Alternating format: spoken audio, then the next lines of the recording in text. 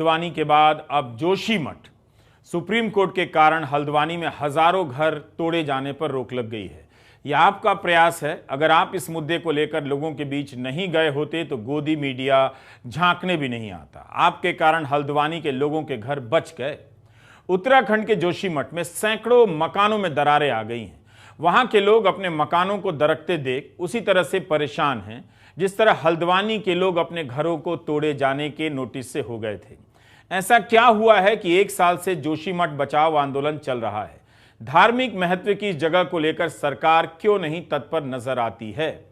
जोशीमठ के प्रशासन ने परियोजना, चार धाम परियोजना और एनटीपीसी के प्रोजेक्ट पर रोक लगा दी है, लेकिन क्या इससे वहां उठ रहे सवालों का समाधान होगा? हल्द्वानी की कहानी और जोशीमठ की कहानी अलग नहीं है। दोनों ही विकास की राजनीति के शिकार हैं, भले दो छोर पर हैं।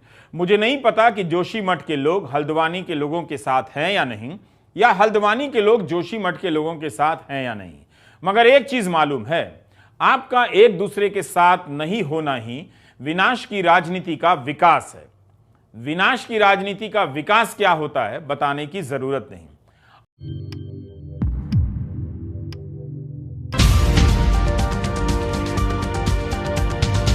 जोशीमठ के सैकड़ों लोगों ने बद्रीनाथ नेशनल हाईवे नंबर 58 जाम कर दिया। जनता सड़क पर आ गई तो प्रशासन ने एनटीपीसी प्रोजेक्ट और चार धाम सड़क परियोजना के निर्माण कार्यों पर रोक लगा दी।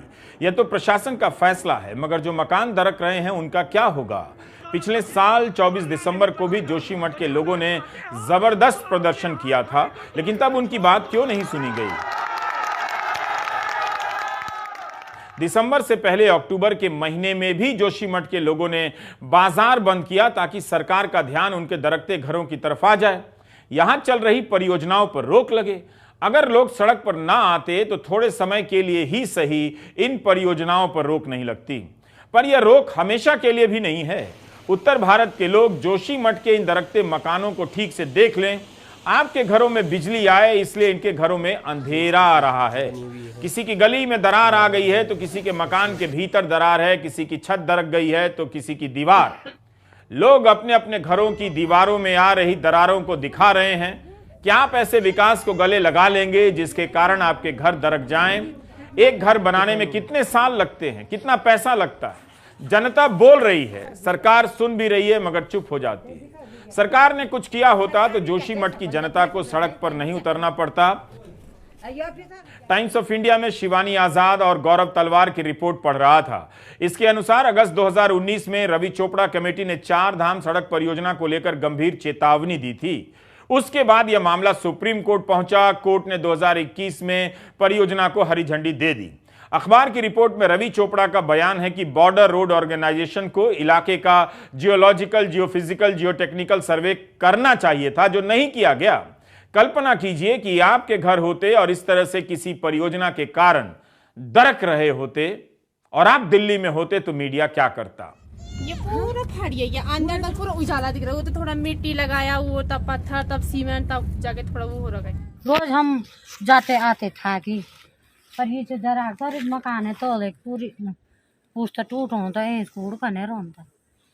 और हम तो तनी मर रहे हैं, जमा बोला नहीं चला नहीं। आदमी बूढ़े छ, लड़का मेरे बीमार छ, यो लोड़े में क्या जी कौन मेरे को सुन छ नहीं। ये पूरा खड़ी है, यहाँ देखो पूरा लैंडर खड़ी है। जोशीमठ को लेकर कई रिपोर्ट हैं। 1976 में एमसी मिश्रा कमेटी की रिपोर्ट है, वैज्ञानिक अध्ययन है, प्राकृतिक आपदाओं की भरमार भी है। इसके बाद भी इस इलाके में बेतहाशा भवन निर्माण, विकास परियोजनाओं को होने दिया जा रहा है। फरवरी 2021 में ऋषिगंगा और धौलीगंगा में अचानक बाढ़ आ गई, जिसके कारण एनटीपीसी की सुरंग के एक हिस्से में गाद भर गई, 200 लोग मर गए। हमें नहीं मालूम कि उन 200 लोगों के परिवारों का जीवन कैसे चल रहा है। ऐसी खबरें कितनी जल्दी भुला दी जाती हैं। इस घटना के कुछ ही महीने के बाद यानी दिसंबर 2021 में सुप्रीम कोर्ट ने चार धाम परियोजना को मंजूरी दी। कोर्ट ने कहा चीन के साथ हाल के तनावों को देखते हुए सेना के आने जाने के लिए यह योजना बहुत जरूरी है। कोर्ट ने यह भी कहा कि पर्यावरण के मानकों का भी सख्ती से पालन किया जाए। इसका कितना पालन हुआ, इसकी जांच आप किस आधार पर करेंगे? आज उसी चार धाम परियोजना का काम प्रशासन ने बंद किया है। जोशीमठ की कहानी केवल जोशीमठ की नहीं है, ये कहानी देश के कई हिस्सों में दोहराई जा रही है, मगर विकास के नाम पर दबा दी जाती है। 20-25 हजार की आबादी बताई जाती है जोशीमठ की। जोशीमठ बचाओ संघर्ष समिति ने अपनी प्रेस रिलीज में कहा है कि जोशीमठ अनियंत्रित अदूरदर्शी विकास की भेंट चढ़ रहा है। यहाँ के सैकड़ों घर, अस्पताल, सेना के भवन, मंदिर, सड़कें प्रतिदिन धसाव की जद में हैं और यह हर दिन बढ़ रहा है। एक तरफ तपोवन विष्णु गाड़ परियोजना के तहत जो सुरंग बन रही है उसने जमीन को भीतर से खोखला कर दिया है। दूसरी तरफ बाईपास सड़क जोशीमठ की जड़ पर खुदाई करके पूरे शहर को नीचे से हिला रही है। जोशीमठ के स्थानीय प्रशासन ने 1 साल में तमाम बार लिखने कहने के बाद भी घरों का सर्वे नहीं किया, यह लिखा है प्रेस रिलीज में। दिसंबर प्रथम सप्ताह में बहुत जोर डालने पर नगर पालिका को प्रभावितों की गिनती करने के लिए कहा गया, अर्थात आपदा आने पर मरने वालों की गिनती करने के निर्देश दिए गए। प्रेस रिलीज में लिखा है कि सर्वे के बजाय नगर पालिका ने 3000 ऐसे लोगों को चिन्हित कर दिया जो आपदा आने पर प्रभावित हो सकते थे। जोशीमठ बचाओ संघर्ष समिति के अतुल सती ने पिछले दिनों एक प्रेस कॉन्फ्रेंस की थी। हम उसका छोटा सा हिस्सा सुनाना चाहते हैं ताकि आप वहां के हालात के बारे में अंदाजा लगा सकें।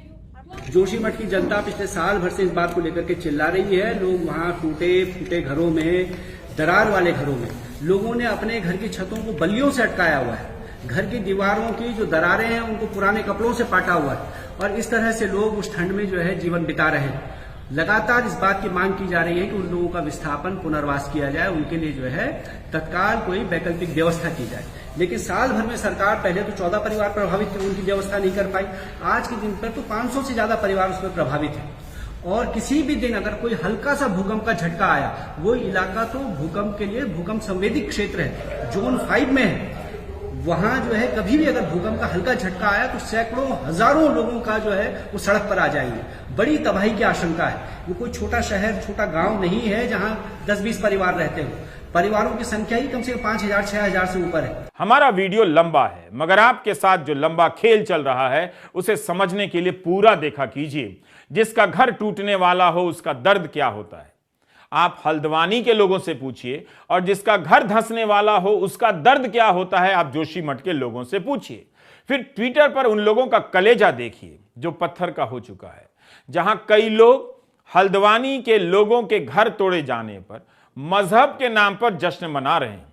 उन सभी लोगों को जोशीमठ ले जाइए, मजहब के नाम पर ही सही, दिखाइए कि देखो इन दरारों को, बताइए उन्हें कि किसी के घर धंसने पर अब हंसी आ रही है। यह वीडियो उस होटल का है जिसकी दीवारों में इतनी गहरी दरारें आ गई हैं कि उन्हें खाली कराना पड़ रहा है।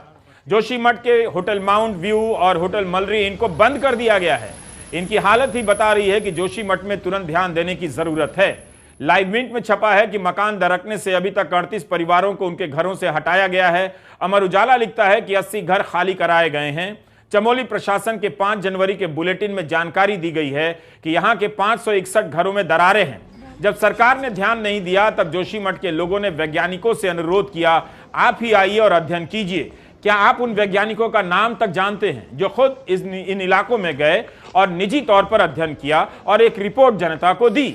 जनता ने वह रिपोर्ट सरकार को दी, जिसके बाद सरकार ने कहा हम सर्वेक्षण कराएंगे। उस सर्वेक्षण का क्या हुआ इसकी जानकारी जनता को नहीं है। क्या उस रिपोर्ट में 4 धाम और एनटीपीसी को जिम्मेदार माना गया है? क्या सरकार अपने ही प्रोजेक्ट पर सवाल उठाएगी? सोचिए ना, आप सोचना कब शुरू करेंगे? Do you get my point? Doctor Naveen Joyal, doctor SP Sati, doctor Shubhra Sharma, doctor YP Sandaryal ने अपनी तरफ से एक रिपोर्ट तैयार की और सरकार को दी। ये सभी हिमालय का अध्ययन करने वाले विद्वान हैं। ऐसी कई रिपोर्ट का मानना है कि कोई एक कारण नहीं है, कई कारण मिलकर जोशीमठ का हाल बुरा कर रहे हैं। ऊपर से एनटीपीसी की परियोजना और 4 धाम परियोजना को लेकर भी गंभीर सवाल उठ रहे हैं कि इनके कारण भी ढलान पर बसे जोशीमठ को खतरा है। यहां लोग सवाल पूछ रहे हैं कि बिजली परियोजना के तहत जो सुरंग बन रही है, क्या उसके कारण पानी का रिसाव हुआ? 4 धाम परियोजना के कारण जो ढलान कट रहे हैं उससे भी जोशीमठ असुरक्षित हो रहा है। इलाके के जानकारों से बात करने के बाद हमें जो बात समझ में आई सामने रखना चाहते हैं। क्या बेतहाशा भवन निर्माण, सड़क निर्माण और बिजली परियोजना ने जोशीमठ को असुरक्षित कर दिया है?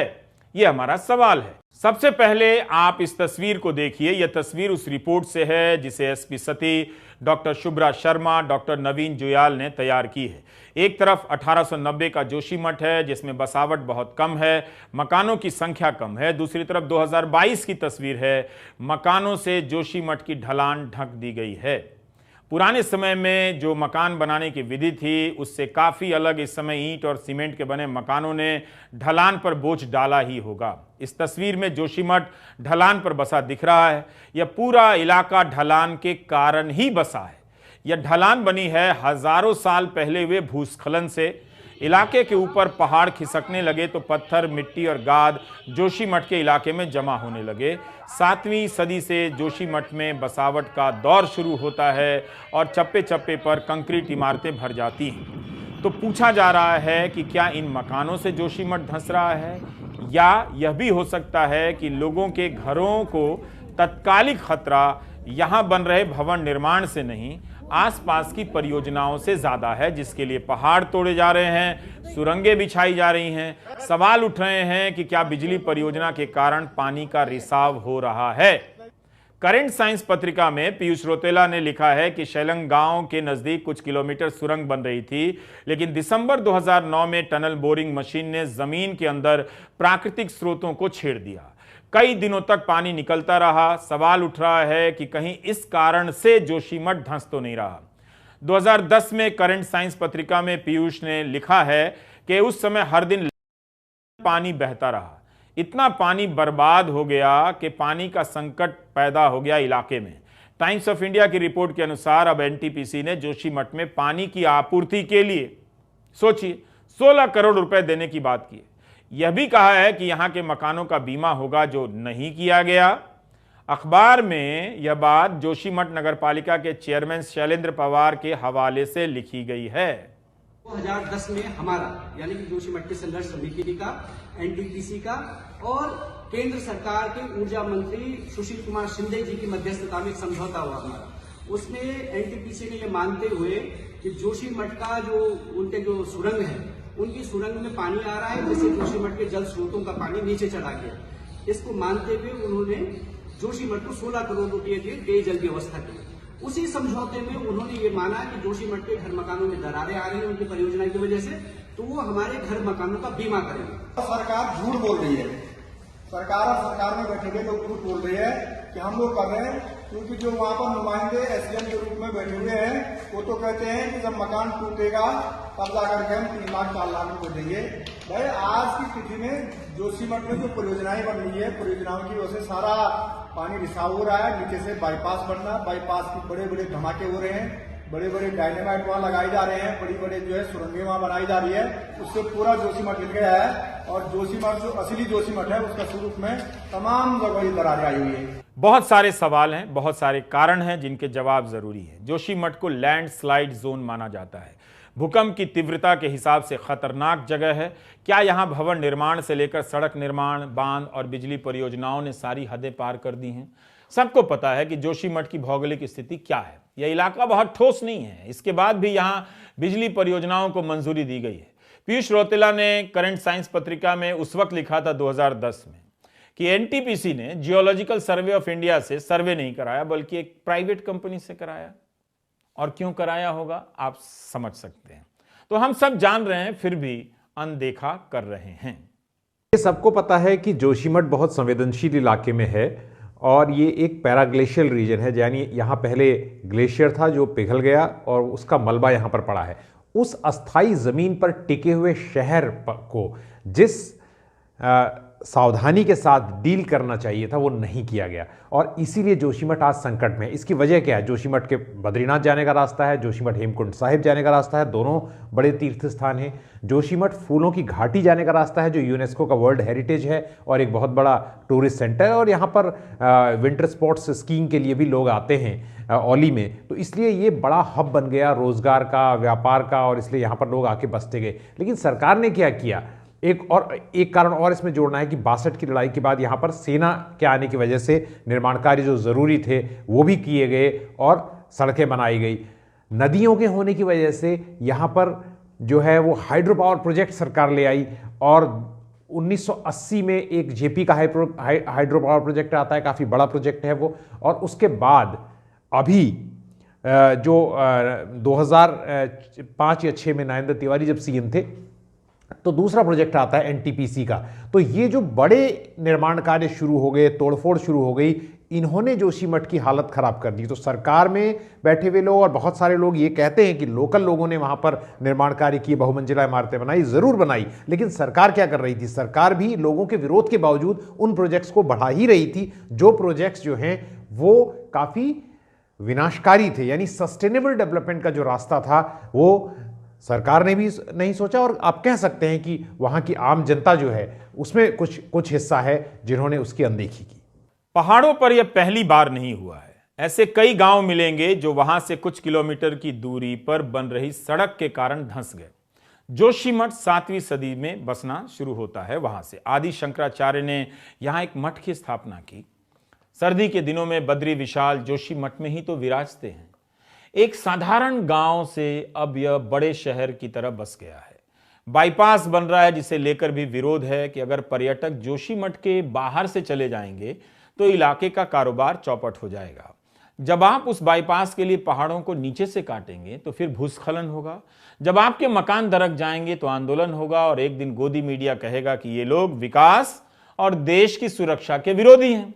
मेरे वीडियो लंबे हैं मगर देखा कीजिए, देखने की आदत बदलिए, तभी सरकार की आदत बदलेगी।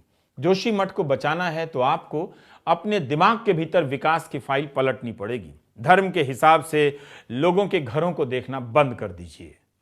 मेरा YouTube channel Ravish Kumar official देखना शुरू कर दीजिए। नमस्कार, मैं रवीश कुमार। तो ये केवल हमारा मामला नहीं है अतुल सिद्धि का या जोशीमठ के नागरिकों का, ये जोशीमठ तो पूरे देश की एक तरह से कहें आप तो उन सब की संपत्ति है, उन सब की जो है की जिम्मेदारी है इसको बचाने की। ये हम सब के लिए ही ये हमारा धरोहर है, इस धरोहर को बचाने की जिम्मेदारी सारे देश की है। फिलहाल दोस्तों हमारा आपसे निवेदन है कि आप हमारे चैनल को लाइक कीजिए, शेयर कीजिए और सब्सक्राइब कीजिए, ताकि आपको जो है लेटेस्ट अपडेट और खबरें मिलती रहें। और फिलहाल इस वीडियो में इतना ही, हमें दीजिए इजाजत। आगे फिर मुलाकात होगी आपसे किसी ऐसी खबर के साथ आपसे निवेदन है दोस्तों कि आप भी रवीश कुमार के जो ऑफिशियल चैनल है उसको सब्सक्राइब जरूर कीजिएगा। धन्यवाद।